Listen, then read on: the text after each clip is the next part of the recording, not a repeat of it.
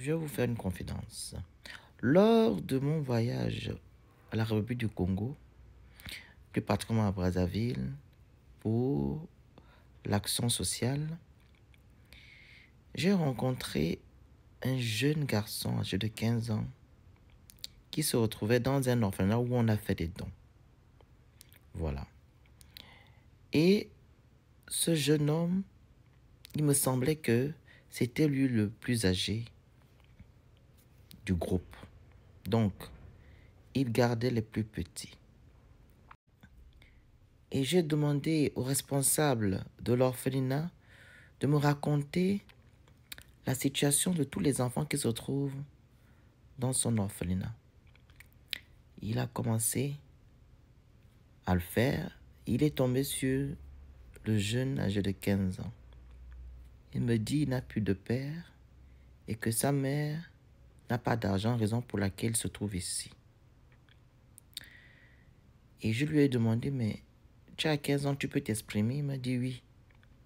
Il était d'abord timide au début. Et quand il a commencé à parler, je vous dis, le jeune homme s'exprime très bien. Je lui ai demandé, quelle classe fais-tu? Il m'a dit, il est en première et qu'il a des difficultés pour payer sa scolarité. J'ai coulé les larmes. Oui, et je lui ai dit, je vais payer ta scolarité de maintenant jusqu'en classe de terminale. Et c'est ce que j'ai fait. Juste pour vous dire qu'il y a beaucoup d'enfants qui ont besoin d'aide.